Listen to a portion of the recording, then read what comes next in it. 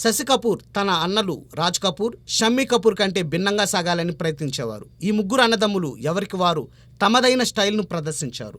Shashi Kapoor action డ్రామాస్తోనూ సాగి విజయాలను చవిచూశారు. ఆ కోవకు చెందిన చిత్రమే చోర్ మచాయే షోర్. 1974 మార్చి 18న విడుదలైన ఈ చిత్రం మంచి విజయం సాధించింది. శశి కపూర్, ముంతాజ్ జంటగా నటించిన ఈ చిత్రంలో అస్రానీ, తరుణ్ ఘోష్, డానీ, మదన్ పురి, కమల్ కపూర్, అజిత్ సేన్, చమన్ పురి ఇతర ముఖ్య పాత్రధారులు. ఎన్ఎన్ సిప్పి నిర్మించిన చోర్ మచాయే షోర్కు అశోక్ రాయ్ దర్శకత్వం వహించారు. ఈ సినిమా ఆధారంగానే తెలుగులో కృష్ణ, మంజుల, మోహన్ బాబు ప్రధాన పాత్రల్లో భలే దొంగలు రూపొందింది. ఈ తెలుగు చిత్రం కూడా మంచి ఆదరణ చూసింది. చోర్ మచాయే షోర్ చిత్రకథ ఏమిటంటే, ఓ ధనవంతుని కూతురును ప్రేమించిన పేద అబ్బాయిని హీరోయిన్ తండ్రి ఓ ప్లాన్ ప్రకారం జైలుకు పంపుతాడు.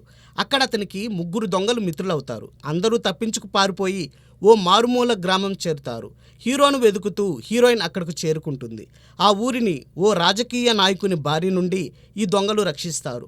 రాజకీయ నాయకుడు జైలు పాలవుతాడు. హీరోయిన్ తండ్రికి అతను మిత్రుడే. చివరకు దొంగలు జైలుకు వెళ్తారు. వారి మంచితనంతో త్వరగానే బయటపడతారు. హీరో, హీరోయిన్ పెళ్లి చేసుకోవడంతో కథ సుఖాంతమవుతుంది. ఈ సినిమాకు రవీంద్ర జైన్ సంగీతం సమకూర్చడమే కాదు, కొన్ని పాటలు పలికించారు. మిగిలిన పాటలను ఇందర్జీత్ సింగ్ రాశారు.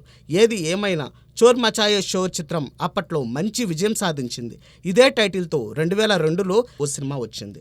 అయితే ఆ సినిమాకు ఈ కథకు సంబంధం లేదు. చోర్ మచాయే షోర్ తీసిన ఎన్ఎన్ సిప్పి తరువాత శశి కపూర్ హీరోగానే ఫకీరా అనే చిత్రం తీసి ఘన విజయం సాధించారు. ఈ ఫకీరా ఆధారంగా కృష్ణ, జయప్రద జంటగా దొంగలకు దొంగ రూపొందింది.